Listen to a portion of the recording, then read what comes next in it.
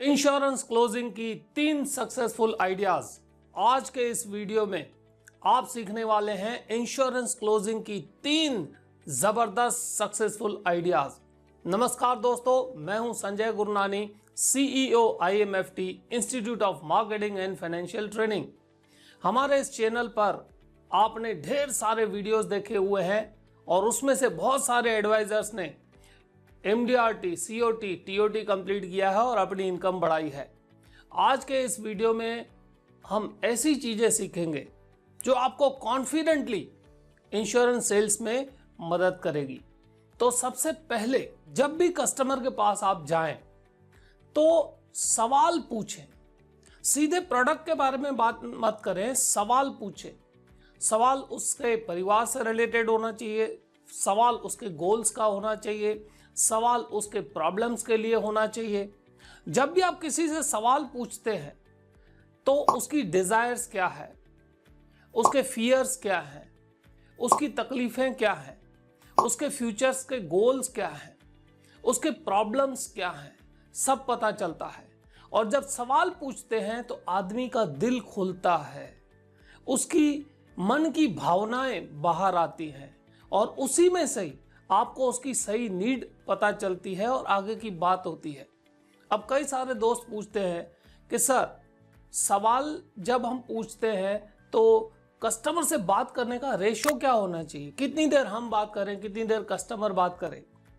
उसकी फॉर्मूला है, लिख लीजिए, 80-20 का रेशो। 80-20 का मतलब है 20% आपको बात करनी है, 80% कस्टमर्स को बात करने का मौका देना है।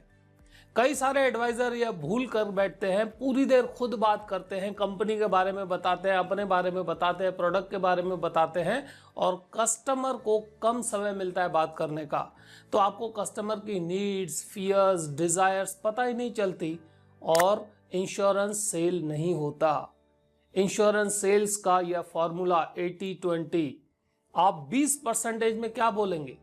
20% में कस्टमर से ऐसे सवाल पूछिए जिसमें ओपन एंडेड सवाल हों। आपके गोल्स क्या है, आप फ्यूचर के लिए क्या चाहते हैं, उनके पास्ट के बारे में पूछिए कि अब तक आप कैसे यहां तक पहुंचे, उनके बिजनेस के बारे में पूछिए। जब यह पूछेंगे तो कस्टमर आपसे कनेक्ट होगा। तो सबसे पहली पॉइंट, आस्क द क्वेश्चन। और जो सवाल पूछता है वही विनर होता है, वही मजबूत होता है। चेक करके देखिए, आप बच्चे को स्कूल ले जाते हैं उसके एडमिशन के लिए तो स्कूल वाले सवाल पूछते हैं। आप जब जॉब के लिए कहीं इंटरव्यू पे जाते हैं तो एम्प्लॉयर सवाल पूछता है। जो सवाल पूछता है वह मजबूत होता है, राइट? सो आज के बाद कस्टमर से जब भी बात करें 80-20 और सही सवाल, आराम से सवाल पूछे और सुने कस्टमर की दिल की बात। Second step, show the empathy.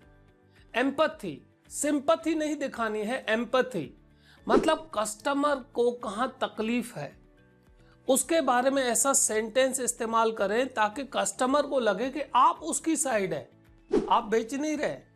Customer जो भी ऑब्जेक्शन देता है ना, तब आप उसको एम्पैथाइज करें कि पहले मैं भी यह सोचता था लेकिन उसके बाद मैंने यह चीज जानी और उसके बाद अब मेरा नॉलेज ये है।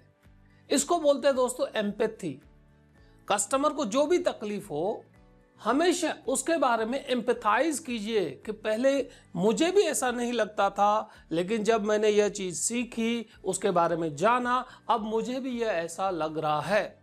फिर कोई भी ऑब्जेक्शन हो, कस्टमर को यह लगना चाहिए कि आप उसके साथ हो, आप उसको डिसीजन लेने में, सही चीज लेने में, सही प्लानिंग करने में, परिवार के प्रोटेक्शन के लिए, रिटायरमेंट के लिए, बच्चों के भविष्य के लिए आप उसके साथ हो।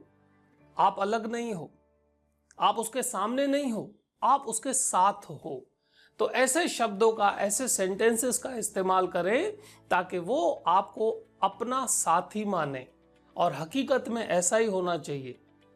सेल्स का मतलब है कस्टमर के प्रॉब्लम्स को सॉल्व करने के लिए सही डिसीजन लेने में मदद करना।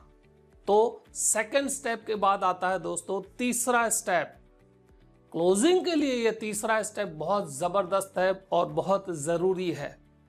इसके बगैर कोई सेल्स नहीं हो सकती। यह ऐसा स्टेप है कि अगर यह मिसिंग है तो आपका सेल्स कभी नहीं होगा, और वो है कॉन्फिडेंस। जब भी कस्टमर के पास जाएं, आप कॉन्फिडेंट हो। जब आदमी कॉन्फिडेंट होता है तो उसके अंदर से एक अलग ऑरा निकलता है, एनर्जी निकलती है, और वाइब्रेशंस जो होते हैं ना, वो कस्टमर को पॉजिटिव सिग्नल देते हैं। जब भी आप किसी से हाथ मिलाते हैं तो अगर आप एनर्जेटिक हैं, कॉन्फिडेंट हैं, तो वो एनर्जी पास होती है। अगर आपका हाथ ढीला है, आपके अंदर एनर्जी नहीं है, कॉन्फिडेंस नहीं है, तो वो कॉन्फिडेंस कस्टमर को भी ट्रांसफर नहीं होगा, और जब कस्टमर को ट्रांसफर नहीं होगा तो आपकी सेल्स कैसे होगी। कॉन्फिडेंट आदमी के साथ हर एक जुड़ना, बात करना, बैठना पसंद करता है।